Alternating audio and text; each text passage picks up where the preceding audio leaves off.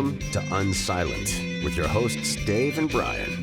This is not another current events podcast. We're digging deeper, diagnosing, and discussing what's really going on today, how we got here, and providing observations for future generations. Welcome to Unsilent. We're Brian and Dave. We'd love to hear where you think we got it right or where you think we've got it completely wrong, which you can do by going to unsilentpodcast.com or visit us on Rumble or any of the social media channels. So, Brian, nothing consequential in the world this week. Yeah. It's it feels like, there's that saying, there's decades where nothing happens, and then there's weeks where decades happen. Yeah, It definitely exactly. feels like that the last couple of weeks, with just the volume and flurry of pretty major events. This week we had President Biden announcing he wasn't going to run, and then going MIA for 5 or 6 days or whatever it was, and Right. the way in which he let everybody know is odd. No press conference, no press corps, no Oval Office speech. It was a Twitter. post on X with Yes. no letterhead and a signature that doesn't seem to match other signatures, and just an odd unfolding of not only it happening, which many people had predicted would happen. So that's not the super shocking part. It's just the either clumsy or careless or dopey way of doing it. That just what this is how you announce this thing that probably the most one of the top 5 most significant moments in his life, probably, and for the country, it's a very significant thing. And here's this blank piece of paper with some words in an iron-on signature that that's the modality for making the announcement. And I got a kick out of so many people saying, I wonder if he'll be ticked off when he wakes up in the morning and sees what people wrote for him. Yeah. So, I mean, that happening, the if there was any doubt that the bureaucrats are in charge, the Secret Service, the head of Secret Service, did her testimonial on Capitol Hill and essentially said she wouldn't answer any questions. So if we had any doubt that the bureaucrats have no fear of Congress and they're more or less in charge and can act with impunity, if we had any doubt about that, that was certainly clarified. Right. Yeah, it was. That just, yeah. So I mean, again, the Biden thing was largely predicted. I don't think that was a shock. But what do you think about the manner in which the news was conveyed to the 330 million people who live here? Well, I mean, there was no information given about why he did it. I mean, everybody assumes we know why he did it because he's incompetent. He's just not all there. So there's nothing about that. There's the method of not, it's not even like a post on the whitehouse.gov. They have a website for the White House. There's this thing. Does he even know about it? Is he aware of that? So it just seems to me like, I mean, I don't like to think they're that incompetent. Even the people that I don't like politically, you would think they would have at least some level of competence to announce it, to maybe they could get them coherent for at least 5 minutes to be able to say, my fellow Americans, I've decided not to run. I'll have more details later. You could do a press release like that. They do things daily called press releases. That they let people know, hey, this is coming. It's on official letterhead. We're not going to comment about it for a couple of days. There's a regular mechanism for doing that kind of thing. Right. And so it leads me back to this notion, so there's a lot of discussion. Well, there was all this discussion right away that, well, somebody did it for him. He doesn't even know he resigned. And so there's the conspiracy theory stuff. Right. And I of course go back I default to the notion that people are more stupid than they are good conspiracy planners. I don't. So, but it is a little bit staggering that the most powerful man in the world has people around him that thought it would be a good idea to scan a letter and put it on a social media platform, and that's how you announce one of the most. I mean, the other thing that strikes me about this, Brian, is what does that say to our allies and our adversaries across the world that Yeah. what? You Yeah. know, I mean, If China was thinking about invading Taiwan, they may have bumped up the schedule a little bit on that kind of yeah, thing. exactly. I mean, Putin's saying, if this is what we're facing, maybe the Baltics look good for consumption now. I mean, it's just, Yeah. it's just, I also have heard it said that Go ahead. that these are the most dangerous 5 months or 7 months in American history because he's not resigning and we've got an incompetent. So yeah, dangerous times. Yeah, it's almost too buffoonish to think it was an accident though. Like Yeah, well, yes, I know. Part of me is like, you couldn't be that bad. Like, unless there's an ulterior motive, which we'll never know or won't know for 50 Right. years or whatever. I won't see it in my lifetime. But one of the things that I think is interesting, both in what you just said and we were talking about last time with what if any CIA involvement was there in JFK's assassination, things like that. Right. One of the after you and I talked about that on the podcast, one of the things that's kind of occurred to me is all of us kind of have this limiter we're bumping up against of like, they wouldn't do that, right? That's the line for all of us, but for all of us, it's in Yeah. a different place. Like, Yes. where you are and where I am is, they're in the same neighborhood, but they're not the same place. And things I think are plausible and things you think are not plausible. The only difference is where that line is for us, where we go, they wouldn't do that, right? Sure. That's it. That's the only thing that differentiates most of us is our level of confidence and belief that they're interested and willing and do the right thing. Yeah. Well, or even do the thing that's in their best interest. So if you take a look at the Biden announcement, so if there was an ulterior motive, it was an incredibly stupid ulterior motive because it didn't work. I mean, it didn't. Yeah. There was zero benefit provided to anybody except. Well, the way that they announced it, there's zero benefit that I can tell. At least, maybe there's something in the background that, but Kamala didn't get a boost from that. She got a boost maybe from him saying belatedly that, oh, by the way, I'll endorse her too. So even if there is an ulterior motive, they did it badly. Yeah. I think that there's enough pieces of the puzzle that are out of our view that we couldn't really Probably true. have any kind of understanding that we can have a reasonable amount of confidence that we got a handle on it. I think there's so many things happening behind the scenes that we're just seeing the tip of the iceberg. We're not seeing much of what's happening behind the scenes. And I have no doubt that there's a number of things that they're just incompetent. And I have no doubt there's a number of things that they're doing things to meet their own selfish needs, and the needs of the populace are not even a thought in some cases. Which ones we can see and which ones we can't, who knows? It's all crazy. You know what's also interesting about that? I was listening to somebody earlier today talk about that concept and ask the question. There are things, for instance, that happened in World War II or in World War I that are still classified that we don't know. That are, but what in the heck could have happened 100 years ago that it's not safe for us to know now? And is it possible that there are things that happened in the Civil War, that there's stuff that got buried by powerful official people that, and even as you say that, then you get into woo woo land. But there's stuff. I don't think it's that woo woo. And here's what I mean. Like I'm not like. I think there's room for both. So yes, there's plenty of woo-woo and like complete tinfoil hat stuff. But think about, for example, the central banks were established in like 1914 or whatever year. I don't know what year it was. Whatever, somewhere around there, the central banks were established, right?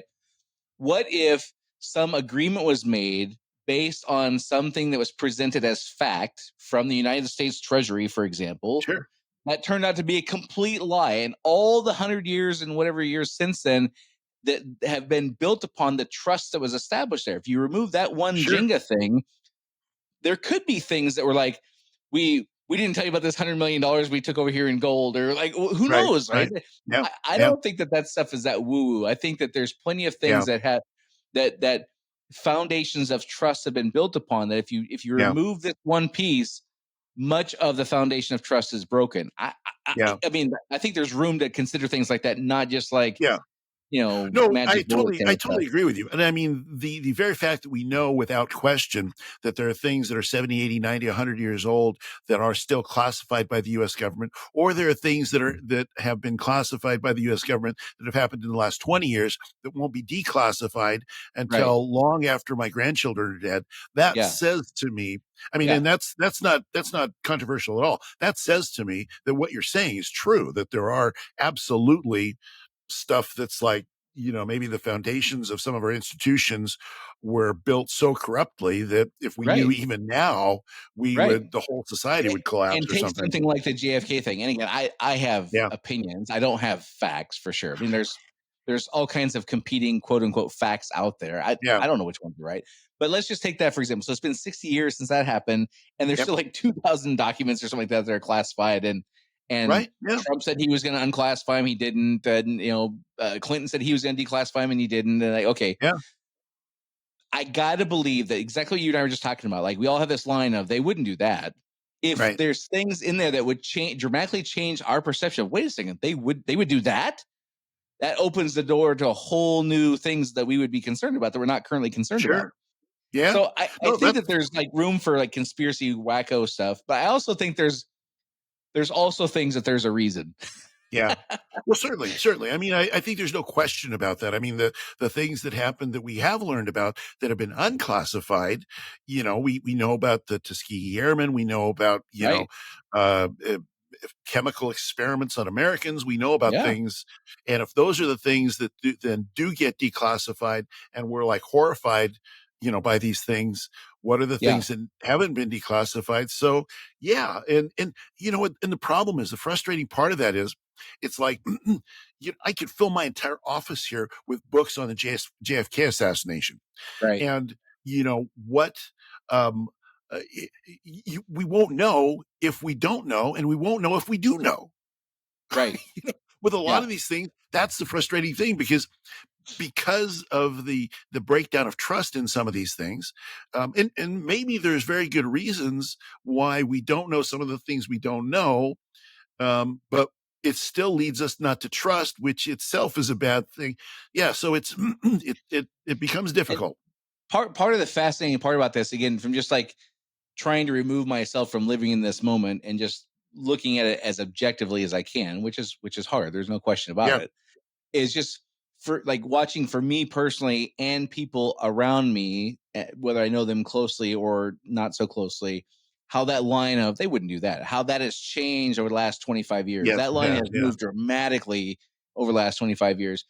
Yep. 25 years ago, I probably would have JFK assassinations an anomaly. This would not fit in that category. But other things kind of like that, though, I'd be like, yeah, there's stuff they got to keep secret. Who knows why? But they're doing the best they can. Their heart's in the right Right. place. They're so much of that is eroded. And I think I think that's something, for Kenny G, the guy we're talking to who lives 70 years from now in the year, 2094 or whatever. I think that's something to pay attention to when that line Yeah. starts to move. Well, they wouldn't do that, like not only individually and within your circle, but collectively, like on the news, the things that are talked about, like, well, they wait a second, maybe they would do that. When that starts Yeah. happening, that's an indicator that we're well on our way.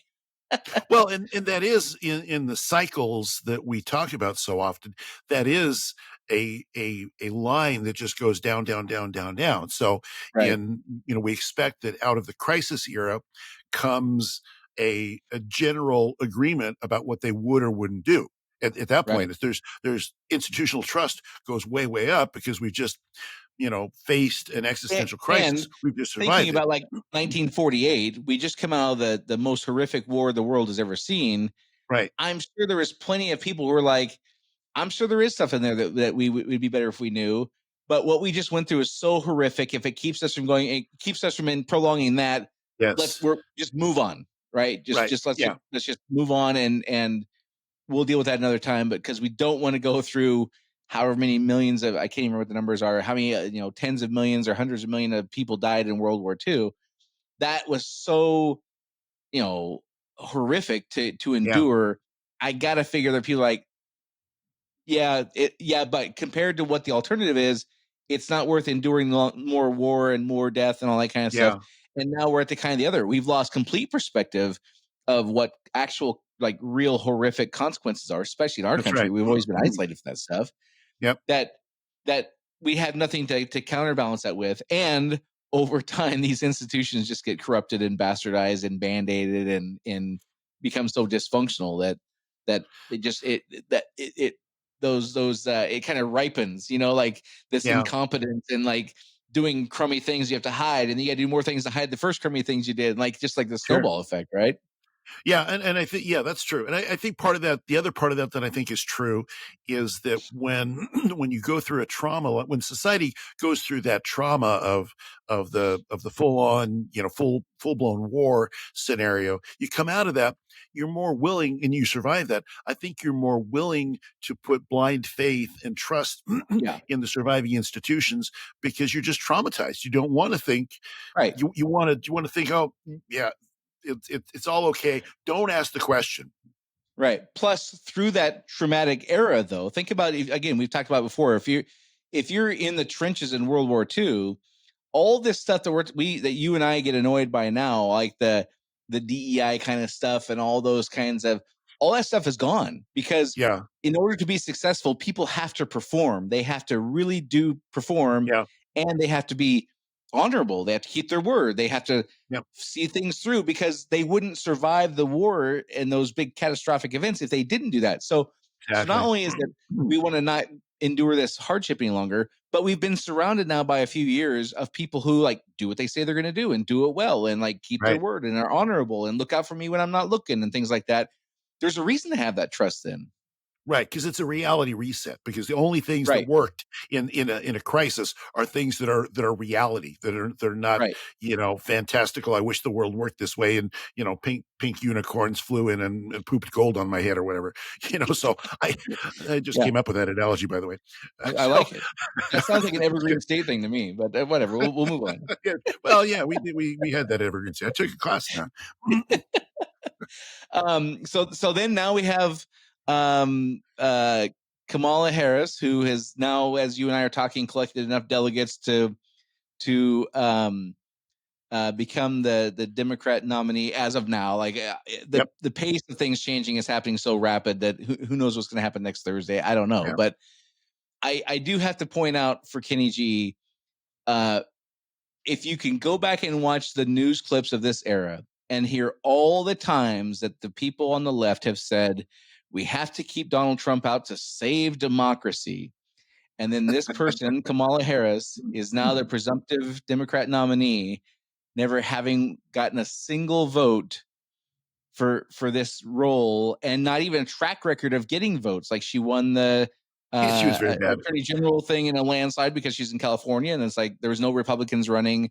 She won the Senate seat, and then that's it. And then now she's running for president, and they just decided to move all the delegates from that were pledged to Biden to now they're just she made some phone calls Sunday night, and like now she secured them. Like Nancy Pelosi said that this is the way it's going to be, and Chuck Schumer, and now we just like 8 people or 37 people or whatever it is decided this is democracy now, that we just it's wild to me that that's even like in such a short period of time too, in just flip a switch. And to be clear here, I'm not suggesting they broke the law. I'm not suggesting they broke the rules. I'm granting them that they followed the rules. I'm granting them that this is all legal, and like I wouldn't know, but I'm granting that that's all the case. If the same people who are railing about democracy have a system in place where 8 or 12 or 37 people get to decide the president, and there's 0 votes from the people. I mean, I don't know. I think there's a handful of people out there who might give her a run for her money in the Democrat side, and there's just that's not even part of the conversation. Obama came out and said we're going to find a process to navigate these uncharted waters. We used to have a process called voting. Right. Now the process is the donors and the powerful people say, we don't like this because we're going to lose. We're going to take that instead and anoint it and call it good. Coronation, they're calling it. But the part that blows my mind is these are the people who said Donald Trump was going to become a dictator. Yes. This would be our last. We wouldn't even have elections again if he got in power. Like it's the same freaking group of people saying that nonsense as are now just like going along. Well, yeah, of course you just take the delegates from him and give them to her. Yeah, that's what we do. Well, and it's really it comes down to this. It comes down to, Brian, you're living in the past. That was so last week. When we So said that, it was last so week. last week. It was just like the whole idea of, last week, the standard was, you can't criticize an elderly man. He's an elder statesman. This week it's like Donald Trump's too old. So it's Too like, old. Yeah. Ageism is okay as long as you have the right target, for sure. But exactly, I mean, exactly. okay, and I'll move on at this. But how many hours of video do you think there are over the last 5 years of them saying Donald Trump must lose so we can save our democracy? Those Oh words, like yeah, just that yeah. 7 seconds it takes to say that. There's got to be hundreds of thousands of hours of that Gazillions. being Yeah, said over and exactly. over and over again. Absolutely. Yep. No, there's no doubt. There's no doubt. All right. So, assuming that Hillary Clinton doesn't become the vice presidential nominee for Kamala Harris, which I think is pretty unlikely, did Yeah, I you don't know, think it'll Dave, happen. this will be the first election since 1976? There won't be a Biden, a Bush, or a Clinton on the ticket. Is that right? So Yeah. the whole idea of an oligarchy is not That's necessarily so out the Russian. door. That's not us. Yeah, that's not us. It's so out the That's door. right.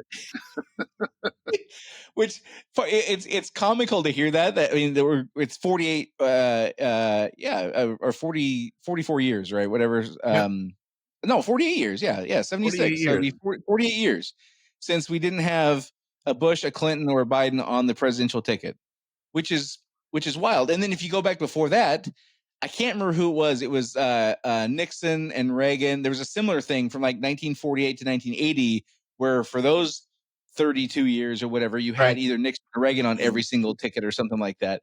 And it's funny at first, but then you go, wait a second, how could that be if candidates are kind of come up through like grassroots efforts? And the Right, answer right, is yeah. it's not like that. Like the No. parties choose who they're going to be, and then we get a vote between the people the parties told us we get a vote between, and Right. that's quote unquote democracy.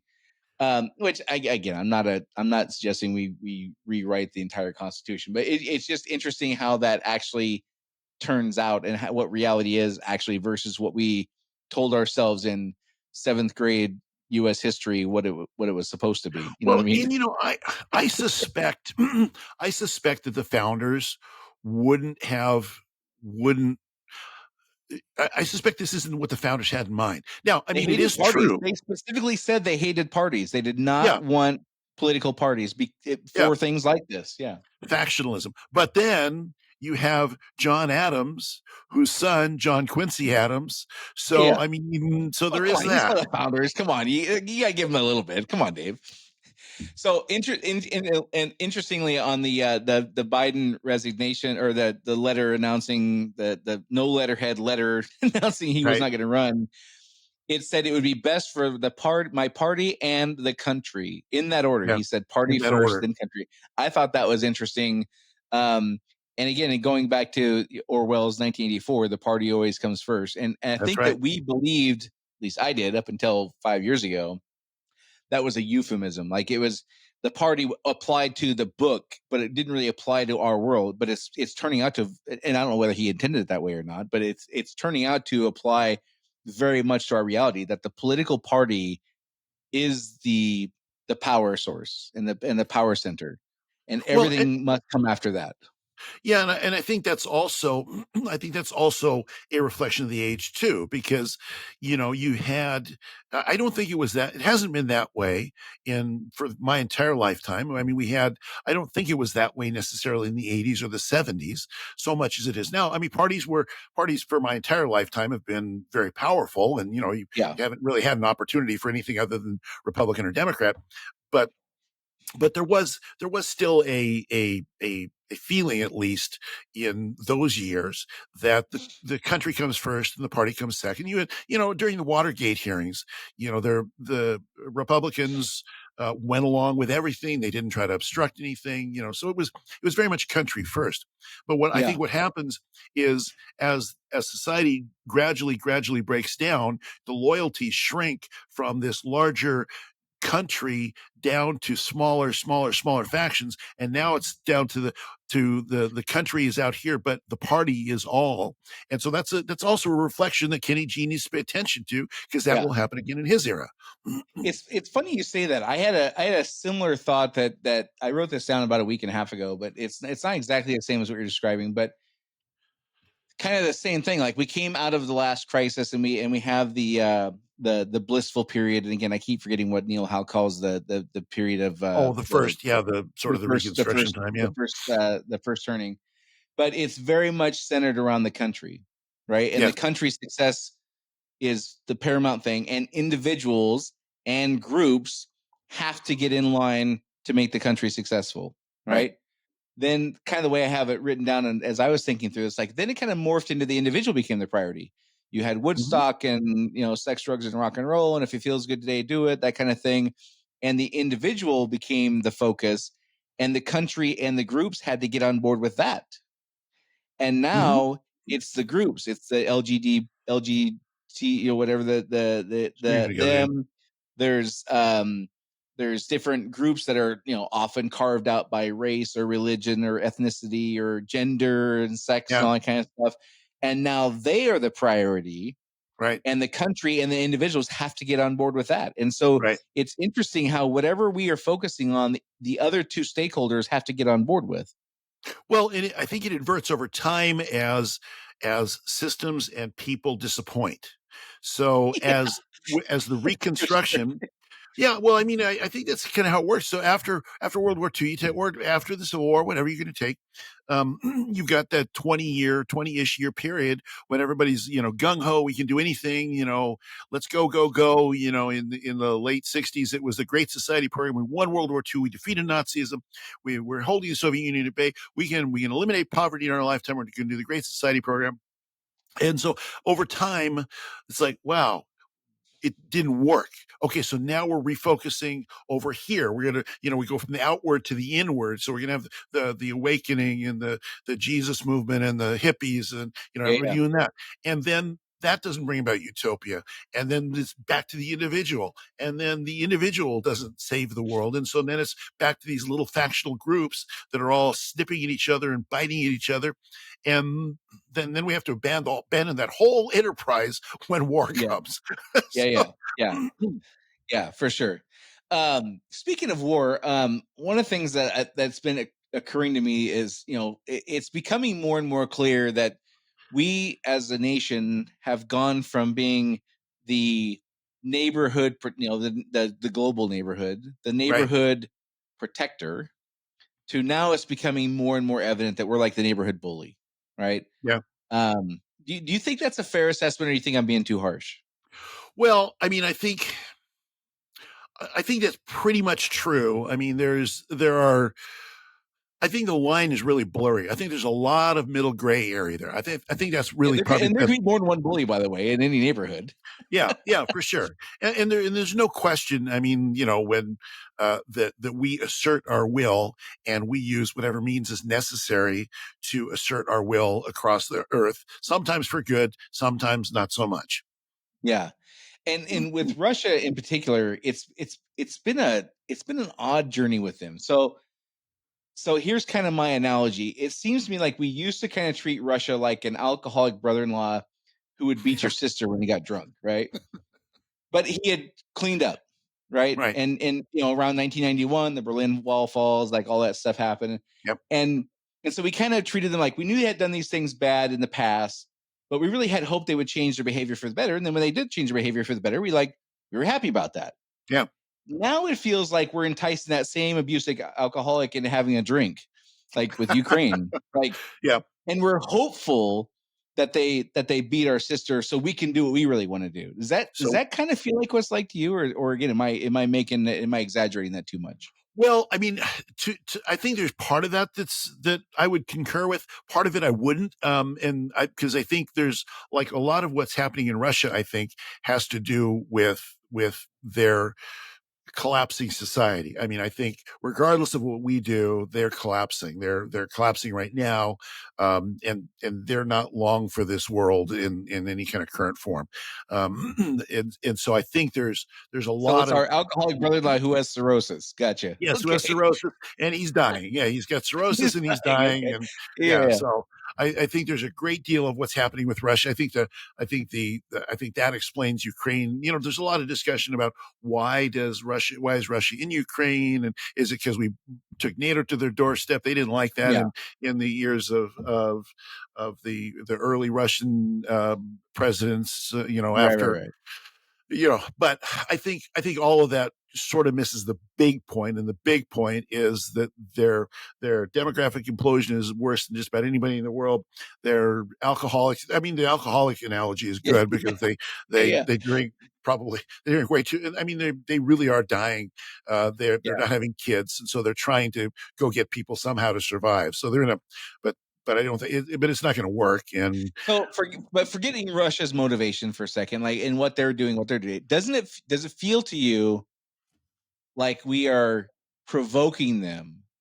And again, to what degree? yeah, It's not a light switch on or off, right? yeah. There's a gradient there, but it feels to me like we're provoking them in hopes that they do something that will give us permission to do this thing that we would just like to do.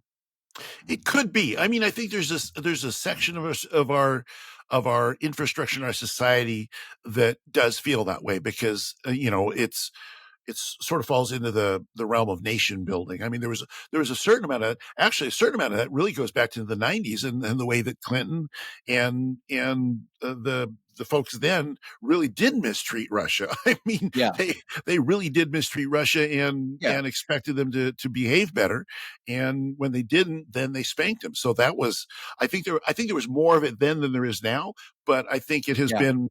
it's been our arrogance for the entire time. It seems like it's arrogance and just an inability or unwillingness to move on to what are more real threats. I mean, Oh, sure. yeah, Russia has more nuclear warheads than every country in the world. I get that part.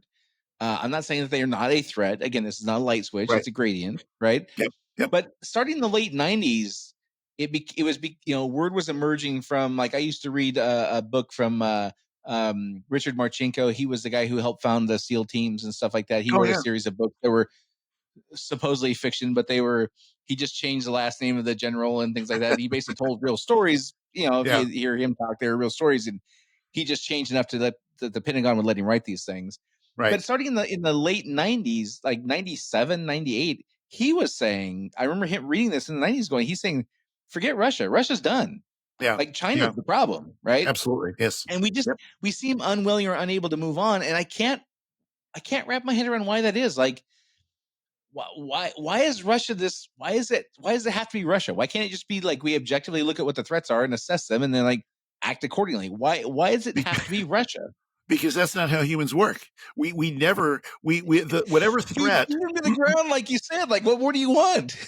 Well, so because here's how we make decisions on threats. We always look at the last war and the last thing that happened and the last threat, and we get prepared to fight the war that's already over, not the war that's coming to us. And I mean, over time, eventually, if But the Korean War was a war with China. The Vietnam War was a war with China. Like, sure it was, yeah. But they were also said to be proxy wars with Russia too.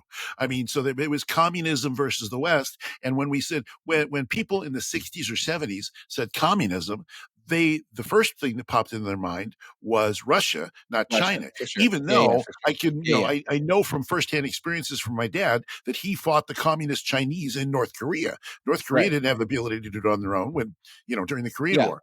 So we were fighting against global communism, but at the peak of global communism, on the top of the heap there was Russia, even though China was a billion people part of that whole thing too. So but we always Yeah. prepare for what's behind us, not for what's before us. If we get attacked by a bear, we're going to get bear spray, even though the lion's coming after us. That's right. That's true. That's a funny analogy. And again, the Russian bear, right? And then last thing I have here, and I know you got a couple things you want to get to also. I heard Neil Howe, the author of The Fourth Turning, which you and I, much of what we talk about here is based on the seasons and cycles and things like that he talks about. For anybody who's listening who hasn't read that, I would highly recommend reading Gotta read it. It really, really helps encapsulate, like, we find ourselves wondering, like, why is this crap happening? He explains it, like, it's in a very practical way that makes sense. One of the things I heard him on a podcast last week, and he was talking to a pretty wealthy guy. He's a billionaire and whatever, but he has a weekly podcast or whatever.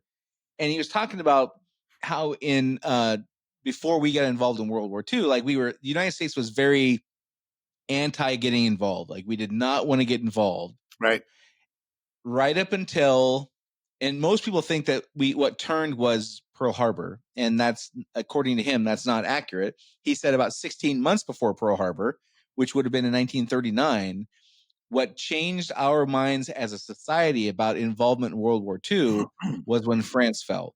France was this big behemoth country, army, a very formidable force, and Germany just like slayed him in like a month or two or whatever. There's I can't remember the name of the battle style they use, but everybody talks about it now, blitzkrieg or something like that. And after France fell, we had a unanimous vote in the House and Senate, and we passed the largest defense spending bill ever with 0 dissents, 0 votes against it, at a time, much like today, where Democrats and Republicans could not get along about anything, like much like we talk about now, about like, people going towards socialism. Back then it was called communism.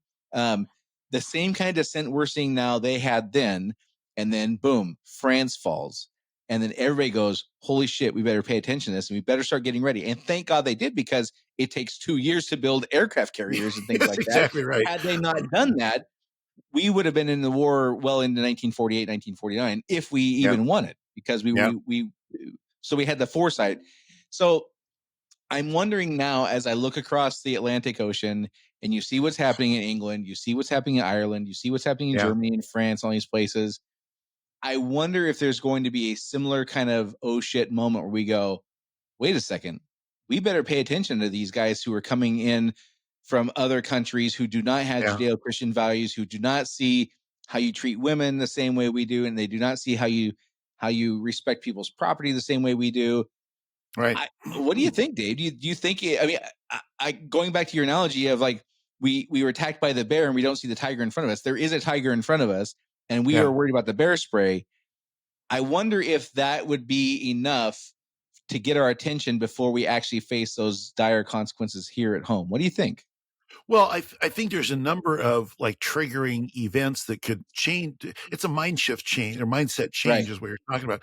Because the same thing was overnight for them. When France fell, it was overnight, he said. Well, in World War I, before World War I, we were very much isolationists as well. So we tend to be isolationists before the great wars that we fight. So it's a very strange thing about us, very strange thing about how we behave. But I think if, for instance, I'll give you a few hypotheticals. So one of them could be if Russia actually does take over all of Ukraine and reestablishes that, and Moldova falls very quickly, and Georgia follows very quickly, and there's a reestablished Soviet Union. That could be that could happen potentially very, very quickly. If that happened, or if Israel collapsed under an onslaught from Iran and Lebanon all at once, if that fell. Or potentially even Taiwan, Taiwan falls and we're unable to stop them, stop Taiwan from collapsing. If all three of those things you just said happen over a 6-month period. Yeah, absolutely. Yeah, it would take that kind of a shock to the system. France is our oldest ally. I agree with what you're saying. I hadn't really considered that. I was thinking more about what if France imposes Sharia law? Yeah.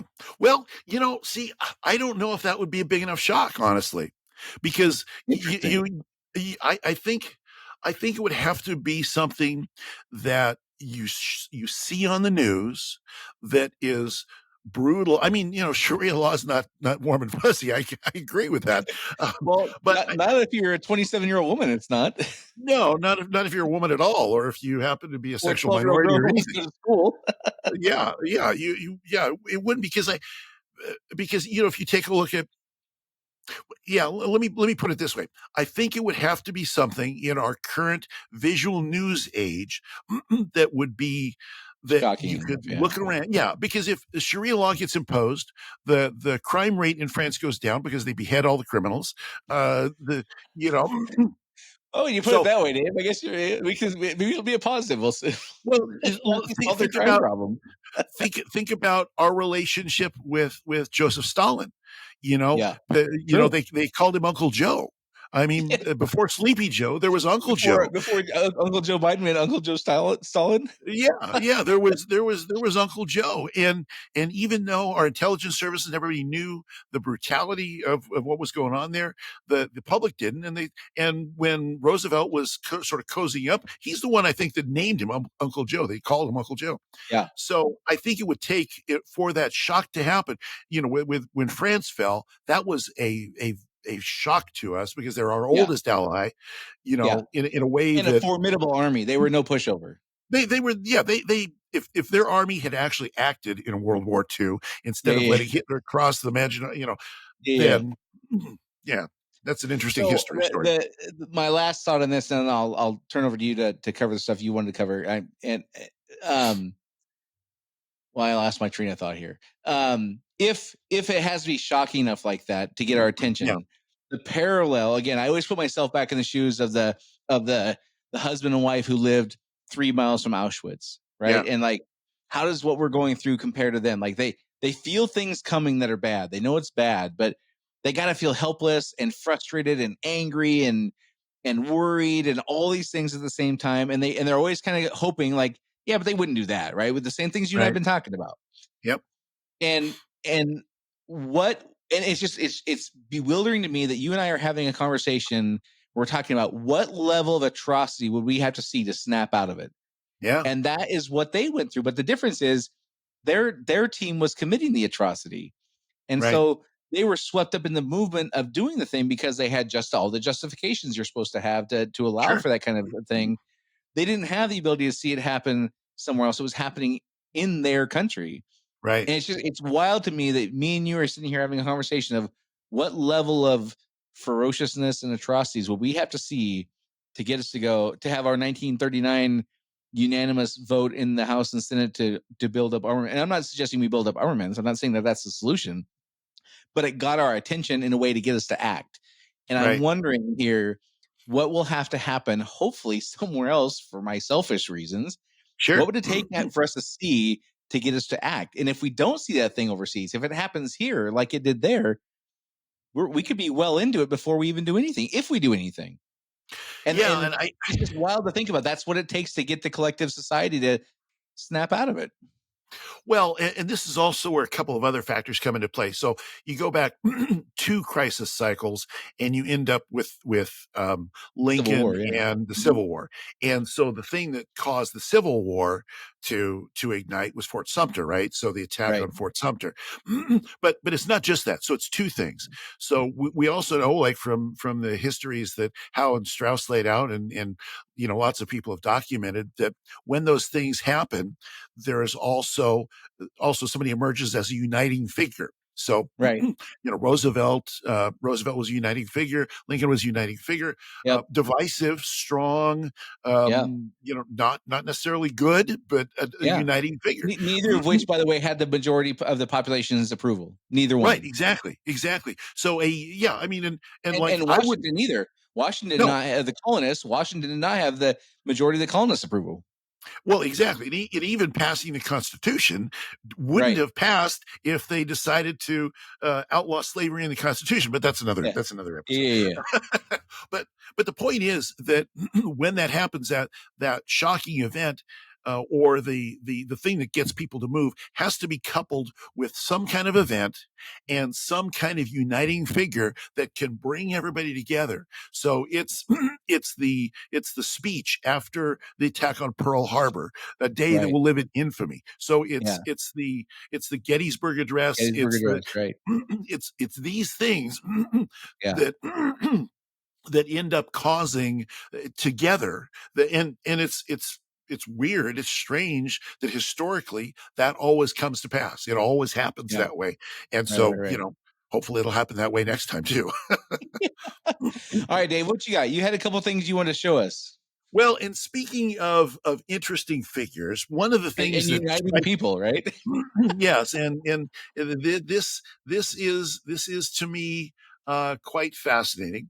Speaking of about uniting figures or dividing figures, etc. And I'm just going to bring something up here.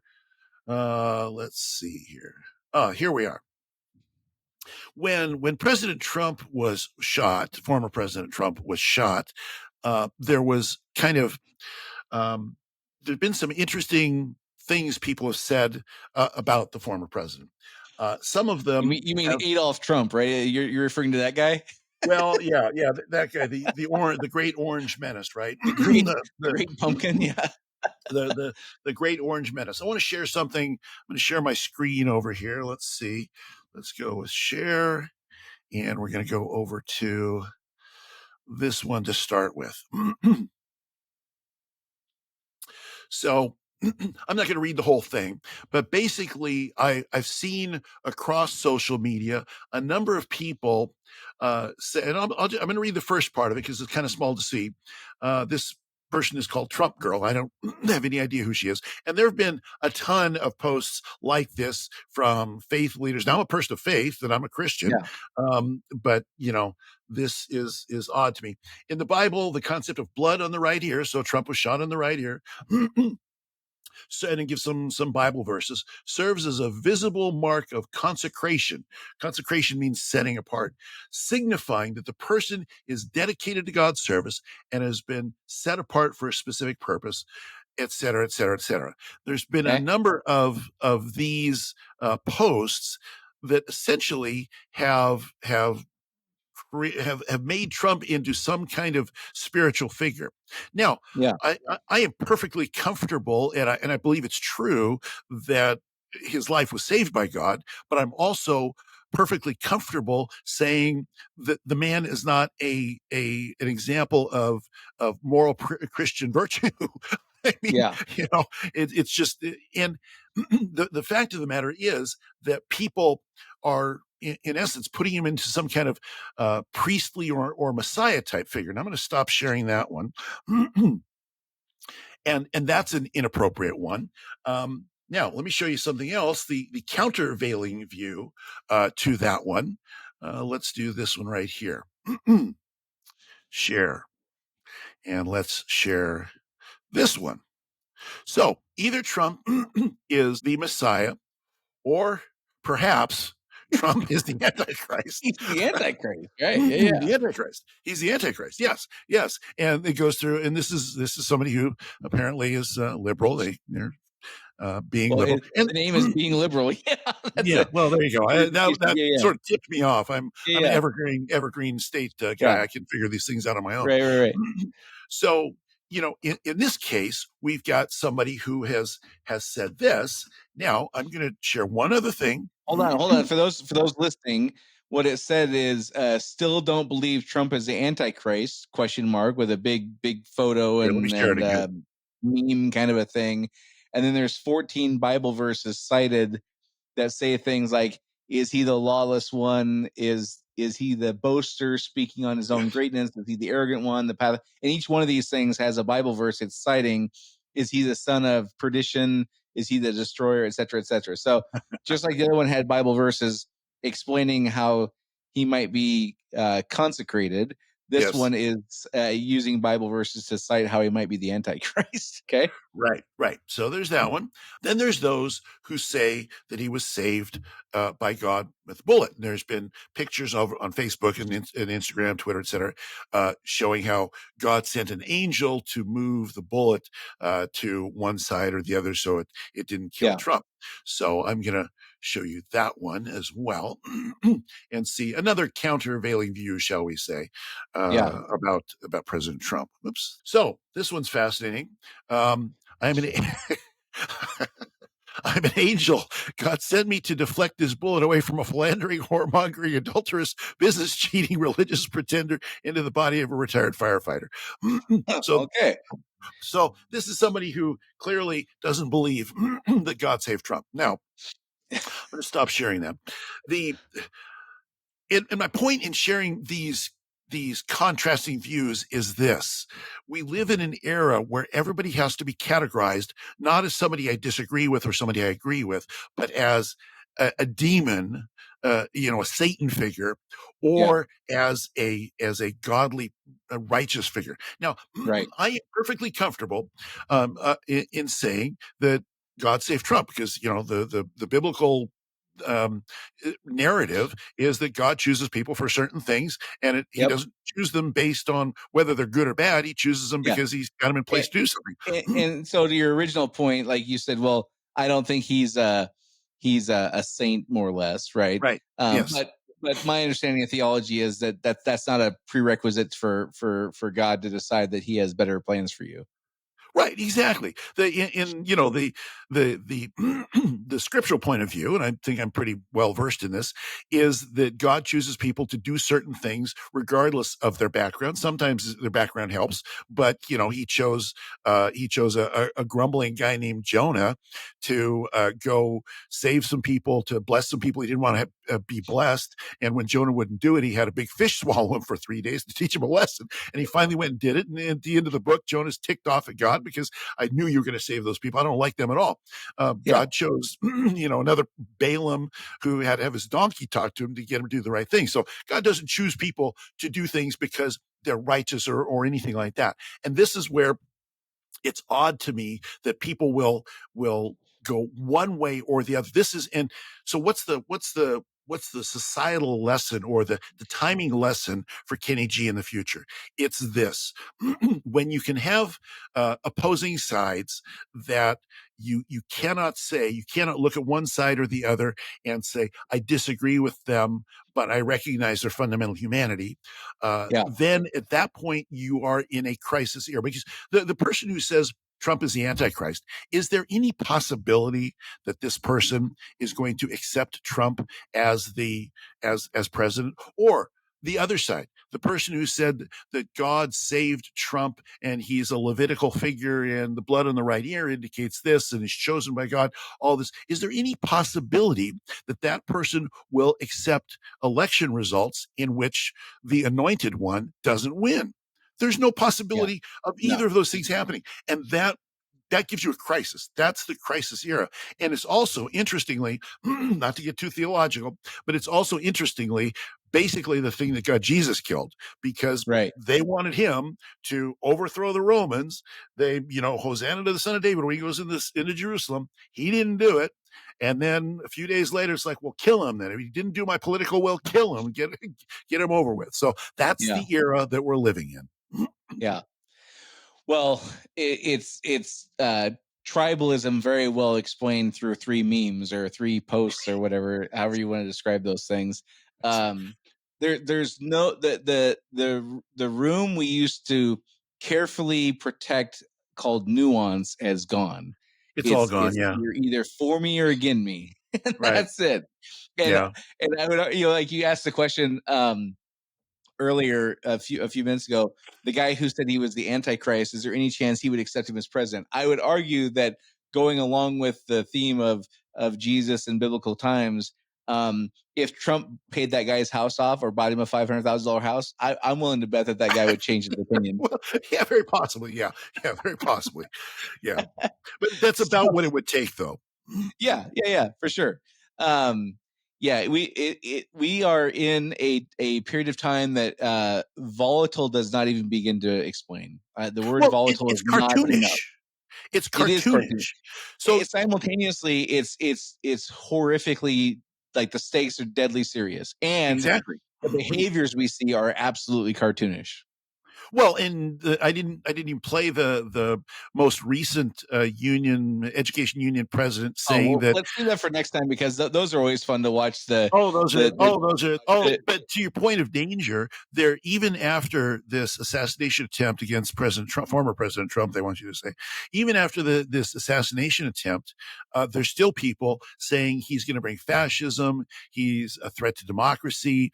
When right. We talked about this last week, when somebody is a fascist or as a threat to democracy, that opens the door for you to go do horrible, horrible things you wouldn't do to another regular human being. And that's the danger of these cartoonish, stupid things on one side or the other. If they're going to kill the anointed one, if they're going to murder the saint, then to arms, brothers, to arms. Right. And the same thing's true. Hitler's coming to power. To arms, brothers, to arms. It makes it I've mentioned this before. To me, it honestly, it feels like toddlers are in charge because the behaviors are cartoonish, but the toddlers now have their fingers within reach of the nuclear codes. Yeah. And it's that childish behavior with the most deadly stakes we can imagine. Exactly. And it's that combination that is like frightening. A 3-year-old with a flamethrower. Yeah, 100%. Like, if you take away the 3-year-old's toy, you're going to get the flamethrower. And the lies and corruption, all that stuff have built to such high stakes now that, it's financial peril for the vast majority of the people on the planet. Yeah. It's like living through potential, World War III kind of things. It's neighbors fighting against neighbors and not even having a safe place to call home. And everything's on the line, and the behaviors driving the outcomes are completely the same as a young person going through the terrible twos. Yeah, that's exactly it. And that's where we find ourselves, Kenny G. That's a fun note to go out on, Dave. I can't wait to see next time we'll open up with the latest iteration of the teachers unions spokespeople going crazy. And by the next time I see you, we will have heard from Biden. He's supposedly doing a speech from the Oval Office, so we got that to look forward to. And should be fun. And the news cycle is at a pace I don't think I've ever seen since the Gulf War, probably. Yeah, no, I haven't either. Nope. Maybe there you go. Anyhow, as Dave said, we'd love to hear where you think we got it right, where we think we got it wrong. How are we explaining things incorrectly to future generations who no doubt are going to look back at this time and wonder, what the hell are these people thinking? Until next time, this is Dave and Brian signing off. See you next week. Do you want to be Unsilent? Make your voice heard on our social media channels and share where you think we got it right or wrong. Go to unsilentpodcast.com for social links so you can join the discussion.